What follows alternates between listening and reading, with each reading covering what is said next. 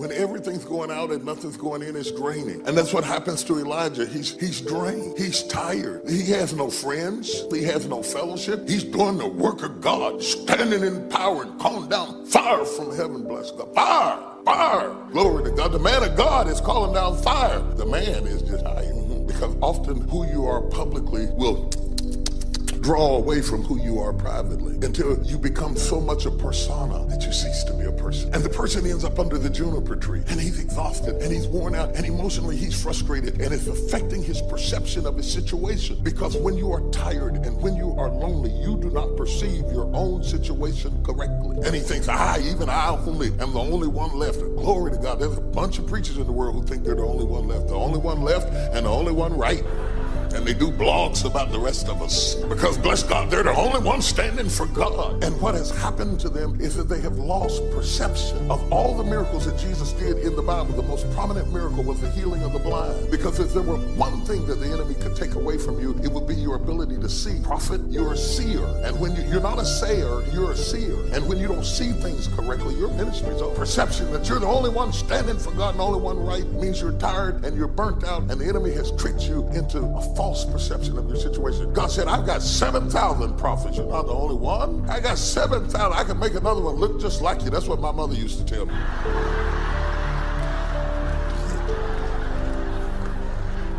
She said, I'll beat you to death and tell God you died. That's a terrible thing to tell a child. And if that wasn't enough, she said, me and your daddy will have another one look just like you. They won't even know you're gone.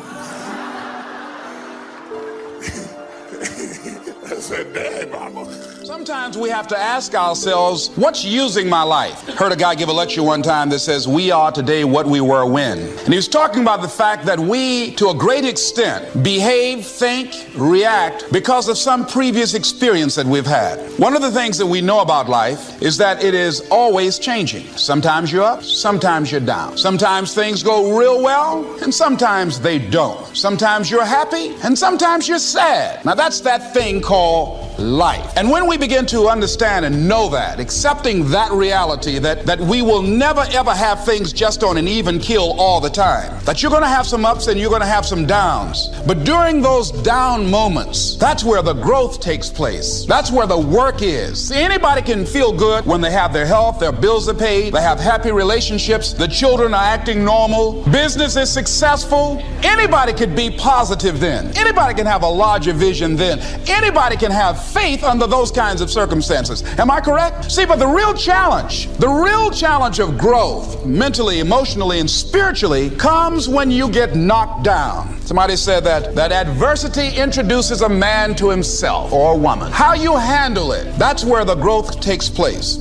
At a time in my life when I needed some new ideas to help change the direction of my life. I wasn't destitute at the time, but I certainly needed some help. I guess we could all use a little help at age 25. Let me take a minute to tell you how it happened. I had gotten off to a great start in life. I was raised in farm country in Idaho, a small community of about 5,000 people, not far from the Snake River, in the southwest corner of the state. A great place to grow up. In fact, my parents still live in this small farm community. My father is 82 years old, my mother 75, and they are still healthy and doing very well, as active now as they have ever been. I'm very proud of them, and they have always been a great example for me. After graduating from high school, I went to 1 year of college, and then I decided I was smart enough, so I quit, which was one of my major mistakes. Among many major mistakes I made in those early days. But I was ambitious and willing to work hard, and figured I wouldn't have any trouble getting a job, which turned out to be accurate. So with a head full of dreams and ambitions, I started my first job. About 3 years later, I got married, made lots of promises, worked hard, and a couple of years later started a family.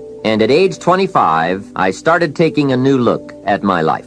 My weekly paycheck amounted to the grand total of $57. I was far behind on my promises, behind on my bills, and discouraged. I was far from making the progress I thought I should have made. I was willing to work hard. That was not my problem. But it was clear that it was going to take more than hard work And I didn't want to wind up at age 60 broke, needing assistance like so many people I saw around me, not in the richest country in the world. So what do you do to change the direction of your life? I thought, well, I should go back to school. 1 year of college doesn't look that good on an application. But now with my family starting, going back to school seemed like a tough decision. I didn't have any money to start my own business. Money was one of my problems. I always had far too much month left over at the end of the money, if you've ever been in that position. I remember one time losing $10 and I was physically ill for 2 days over a $10 bill. Some of my friends tried to be cheerful. They said, look, maybe some poor person who needed it found it. But that was not really helpful. I must admit at that time in my life, benevolence had not yet seized me. I was the person who needed to find $10, not lose 10. So that's where I was at that time in my life, behind on my dreams, and constantly wondering what I could possibly do to change my life for the better. Well, at age 25, good fortune came my way. And many times it's difficult to explain good fortune. Why do unique things happen to you when they do? I don't know. Part of that is a mystery to me. However, my good fortune was meeting a man, a very unique and successful man. His name was Mr. Earl Schoaf. When I met him, I said to myself, I would give anything to be like him. I wonder what it would take. Well, to make a long story short, this very special gentleman took a liking to me, and a few months after I met him, he hired me, and I went to work for him. I spent the next 5 years working for him in several of his businesses, and then, unfortunately, he died. But I did get to spend 5 years with this remarkable man, and the best thing he gave me during that 5 years was not a job. The best thing he gave me was the benefit of his philosophy, the fundamentals of living successfully, how to be wealthy, how to be happy. And sure enough, his ideas worked for me. Mom and Dad are yelling at each other. My mom's saying things to my father, you haven't taken care of us. Pretty painful moment. And the door happens, and I go to open the door, and there's this tall guy standing there with these big bags of food, and on the ground beside him, he had this pan with uncooked turkey. And he said, is your father here? And I said, just one moment. And I sprinted to get my dad, thinking this was going to be the most euphoric moment you could possibly imagine. Like God had come by and surprised us. Somebody cared about us, whatever you wanted to frame it. And my father came to the front door begrudgingly. When he saw the man, he got very angry. And he said, we don't take charity. And he went to slam the door. And the man was a very tall guy, and he put his arm or shoulder against it. It kind of bounced off of him. And he said, sir, this is not charity. Everybody has tough times. And somebody knows you're in need, and they want you to have a beautiful Thanksgiving. Please accept this gift. My father got even more intense, started saying, I don't accept charity. And this time the man put his foot there and it bounced off of it. And then he said something to my father that I thought my father would hit him. He looked at my father and said, he looked at me in the background and said, don't let your family suffer because of your ego. It was intense words to say. You're broke, and until you admit where you are and define where you are and quit playing it cool and trying to fool everybody about where you are, you're going to keep losing. Let me be real with you. Now that I've been funny with you, now we're going to get real. Stop bullshitting everybody. You're not fooling anybody. You talk to a real wealthy man, I know what you really got going on. And by the way, your Uncle Larry, the lawyer, making $350,000 a year, that ain't money. That's not money. If you're not at least at multiple 7 figures in this world, you are still broke. Trust me. My brother-in-law makes $280,000. He lives in Chino Hills. He can't even afford to buy a damn house right now where he lives because he can't save. Now, if he had these strategies, he probably could do it, right? But do not fool yourself that you got it going or you need to be in a big damn hurry. Time is running out on you. There's 86,400 seconds in a day. The separator between me and you and people that win and lose is what we do with those seconds. And you're too slow. You're too cool. You're too casual. You think too much. You need to get in a hurry. The separator in this room, you're all learning the same things. The separator is going to be who takes massive action quickly. You all learn the same things. I know all you know. Lots of guys know what I know. Why aren't they wealthy? Why don't they have a $40 million